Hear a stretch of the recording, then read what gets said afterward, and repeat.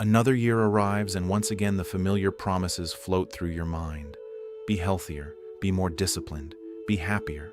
Yet beneath all that motivation, there's a quieter feeling many people don't talk about. A subtle tiredness, not from doing too much, but from living on repeat for too long. Days blur together. You move through routines you never consciously chose. Nothing is falling apart, but nothing feels deeply alive either. And that kind of quiet drifting can be harder to notice than obvious pain. Buddhist wisdom teaches that suffering doesn't always come as crisis.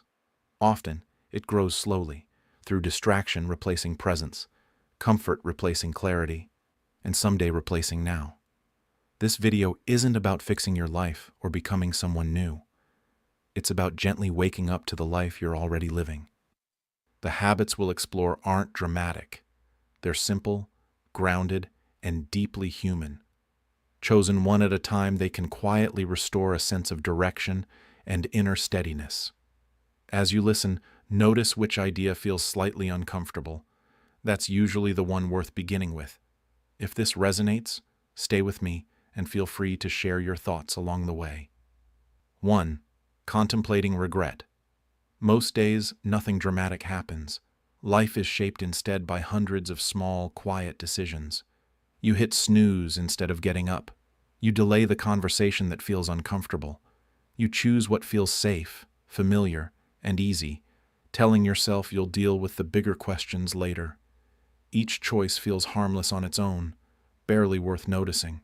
But over time, those small deferrals begin to stack up, and without realizing it, you drift further away from the life you once imagined, not because you failed, but because you kept postponing the moment when you would truly begin. Buddhist wisdom points out something most people avoid looking at directly. Regret rarely comes from trying and failing. It comes from the quiet ache of never having tried at all. From the words left unsaid, the paths unexplored, the courage delayed until someday. This is why the tradition speaks of contemplating death, not to frighten the mind, but to clear it. Impermanence cuts through confusion. When you remember that time is finite, trivial fears lose their grip. Approval, appearances, and imagined judgments start to fade into the background. What remains is a simpler question. What actually mattered? Imagine yourself at the far shore of life, looking back from a place of calm and honesty. From there, the noise of daily anxiety feels distant. You don't regret the risks that didn't work out. You regret the moments when fear kept you small. Seen from that distance, truth becomes surprisingly clear. Before your next meaningful decision, pause and gently ask yourself a different question. If I don't take this step, will I one day wish I had? Let the answer arise in your body, not your thoughts. That quiet response often knows more than months of overthinking ever could. 2. Letting go of one attachment. Much of modern life runs on autopilot. You reach for your phone without deciding to. You scroll the news until anxiety creeps in. You snack without tasting, click without curiosity, consume without satisfaction. These habits don't come from a lack of discipline or character. They come from living inside systems designed to capture attention, stimulate craving, and keep the mind slightly restless at all times. When discomfort appears, even briefly, your hand moves automatically toward whatever promises quick relief. Buddhism doesn't condemn desire itself. Wanting to grow, to understand, to love deeply is part of being alive. The problem arises with unconscious craving, the kind that drains energy without ever fulfilling it. Renunciation in this tradition doesn't mean deprivation or self-punishment. It means freedom. Freedom from the endless hunger that keeps asking for more while giving less and less in return. When you let go of one small attachment, something subtle but powerful happens. Space appears. Not empty space, but living space inside your awareness. You may notice light coming through a window in a way you hadn't before. The feeling of your breath becomes clearer. Silence stops feeling awkward and starts feeling nourishing. This isn't because life suddenly improved, but because your attention returned to where you already are. You don't need to renounce everything. You don't need to overhaul your habits or escape modern life. Choose one loop, just one, the one you know, deep down, leaves you feeling scattered afterward. Release it gently, without drama or self-judgment. What you lose is a reflex. What you gain is presence. And presence, once reclaimed, tends to quietly invite the rest of you back home. 3. Meeting difficulty early. Most days, the hardest part of a task isn't the task itself. It's carrying it around in your mind while trying not to look at it. You wake up already aware of the conversation you need to have, the decision you've been postponing, the work that requires real focus. And instead of meeting it directly, you spend the day circling around it. You answer emails. You clean things that aren't dirty. You complete small, manageable tasks that create the feeling of productivity without touching what actually matters. By the time you finally face the difficult thing, you're exhausted, not from effort, but from avoidance. Buddhist teaching calls this right effort, and it has nothing to do with pushing harder or forcing yourself through resistance. Right effort is steady energy. It doesn't panic in the face of discomfort, and it doesn't run away from it either. The suffering isn't in the task you're avoiding. The suffering lives in the hours spent rehearsing it in your head, bargaining with yourself and carrying its weight without moving it. When you avoid what needs to be done, the mind never rests. It keeps whispering reminders, draining energy in the background. Think of the last time you finally did the thing you had been putting off for days or weeks. Notice how relief arrived almost immediately, even if the outcome wasn't perfect.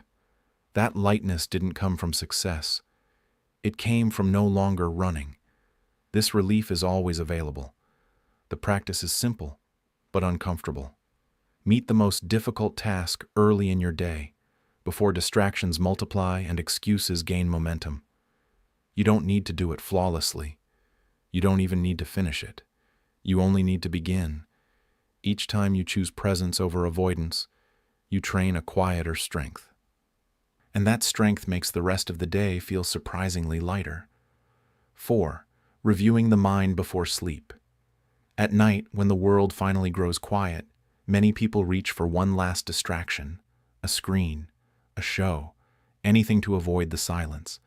But silence is often where the mind begins to speak the loudest. You lie down, and suddenly the day replays itself. Conversations repeat, regrets resurface, worries multiply. Sleep comes late, or not at all, because the day was never fully processed. It was carried forward, unresolved, into the night. Buddhist practice offers a gentler way. Before sleep, awareness is invited, not as judgment, but as recognition. An unexamined day tends to become a restless night.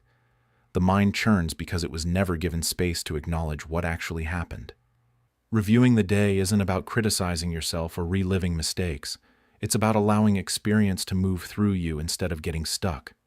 Awareness, in this sense, is an act of kindness.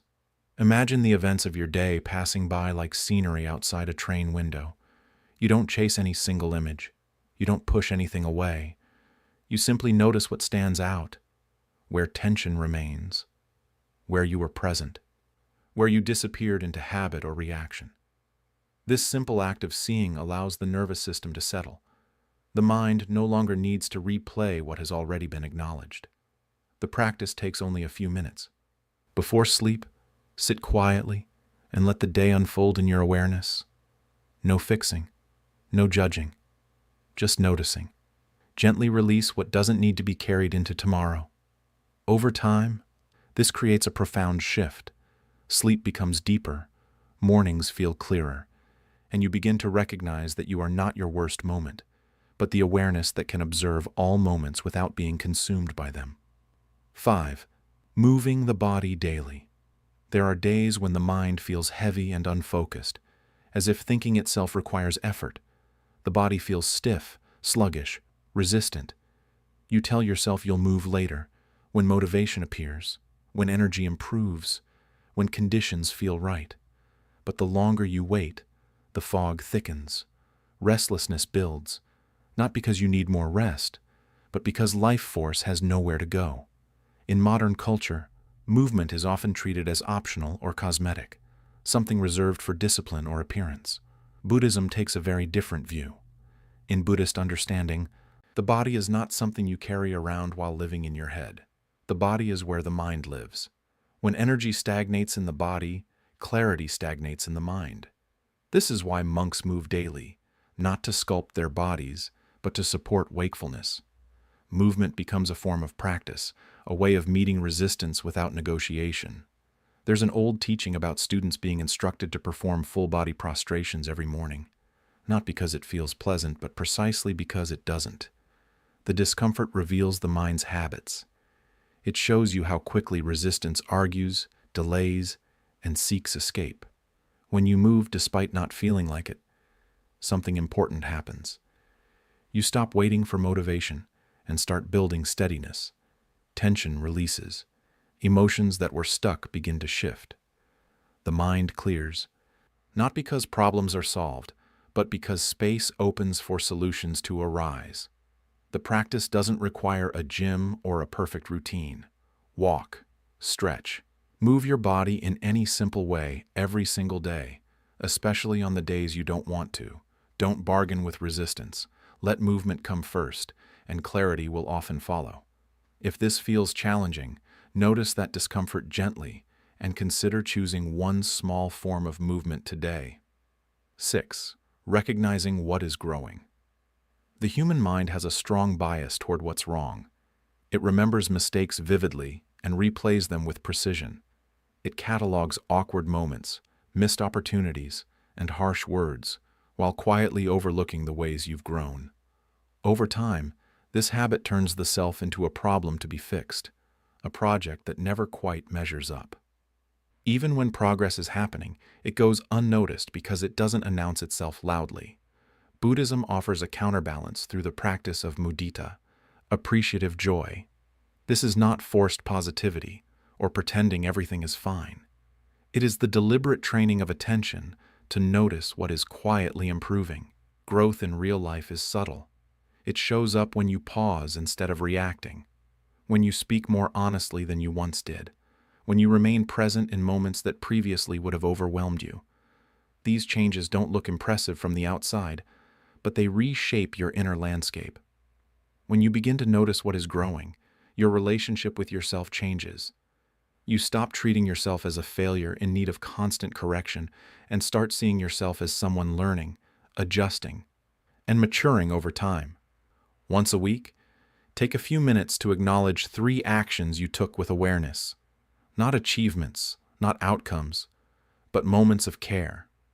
This simple practice softens the inner critic and builds a foundation of patience and respect. Growth doesn't need applause to be real.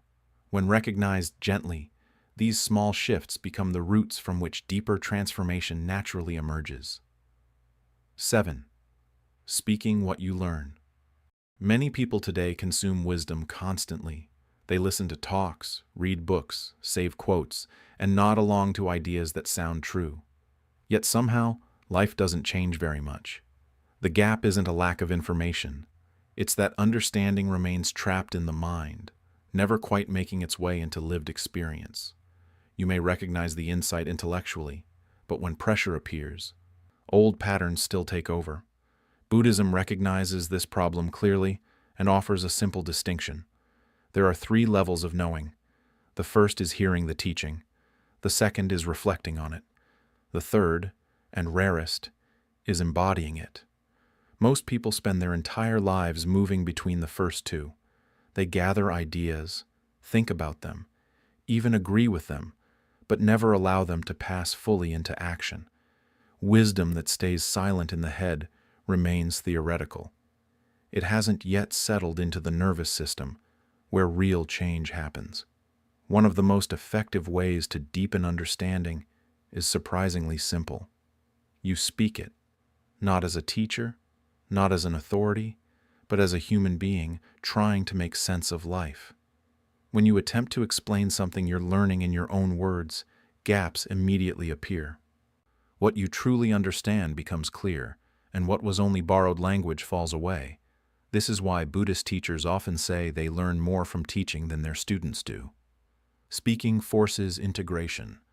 The practice is gentle.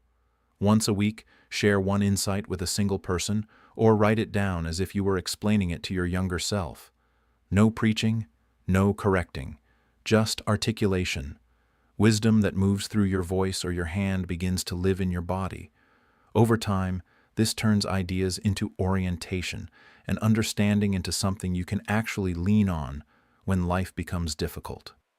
8. 1 hour of stillness. Modern life fractures attention into countless pieces. Messages arrive constantly. Tabs remain open.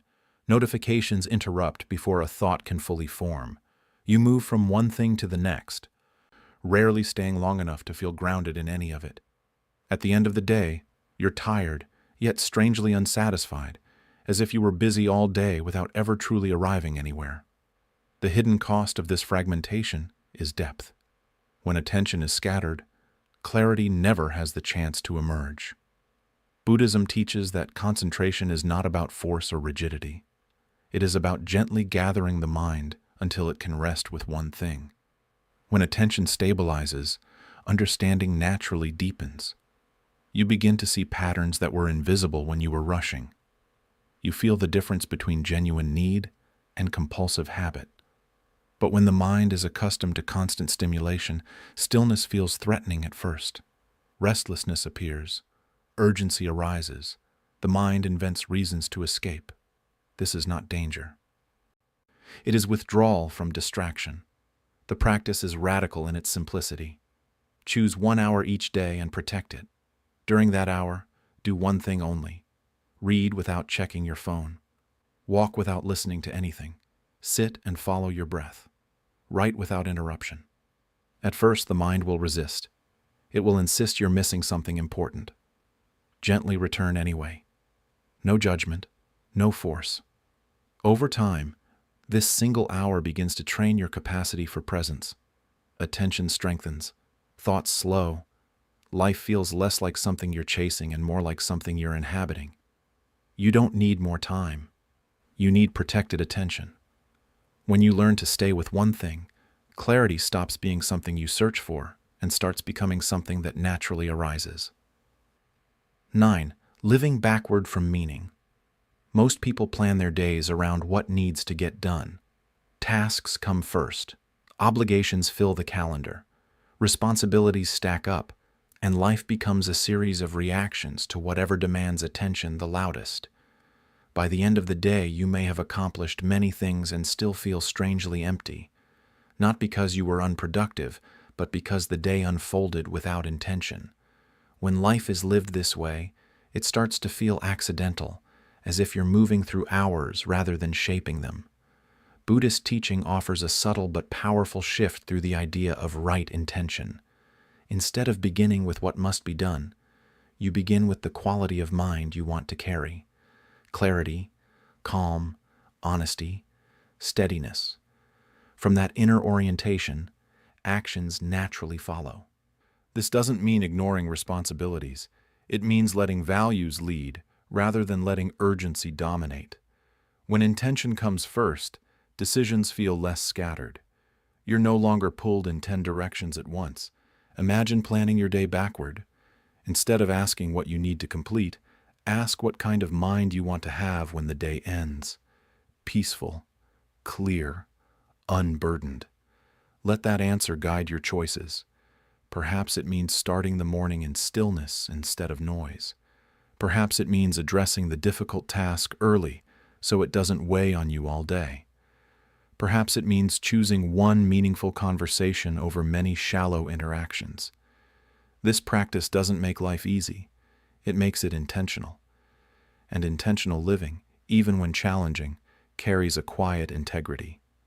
You stop betraying yourself by sleepwalking through days that don't reflect what you truly value. Over time, this simple question reshapes your relationship with time. Life no longer happens to you. You begin to participate in it consciously, one deliberate choice at a time. 10. Saying no with kindness. Many people say yes out of habit, guilt, or fear of disappointing others. Opportunities appear, requests arrive, and before you've checked in with yourself, you've agreed. At first, this feels generous, helpful, responsible, but over time, something else grows quietly beneath the surface. Resentment. When you say yes to things that don't align with your values or capacity, energy drains and bitterness takes its place. The mind becomes scattered, not because you're doing too little, but because you're doing too much of what doesn't truly matter. Buddhism frames ethical restraint not as punishment, but as protection. Precepts exist to guard clarity and preserve energy. Your time is limited. Your attention is precious. When you give it away indiscriminately, you lose the capacity to show up fully where it actually counts. Saying no, in this sense, becomes an act of compassion. Compassion for yourself and compassion for others, because a reluctant yes often carries hidden resentment that poisons whatever it touches. A clear no is usually kinder than a half-hearted yes. It creates honesty instead of obligation. Boundaries don't require harshness or lengthy explanations. They require clarity. The practice is simple. When something doesn't align, decline briefly and gently. No apology, no defense, just truth. Over time, this restores integrity. You protect your energy, your presence, and your ability to live in alignment with what matters most. Each no becomes a quiet yes to the life you're intentionally choosing to live. As we come to the end, remember, you don't need to master all 10 of these habits. Buddhism has never asked for perfection. It asks for sincerity, for the willingness to notice, to practice, to begin again when you forget. These habits are not rules to follow or standards to measure yourself against.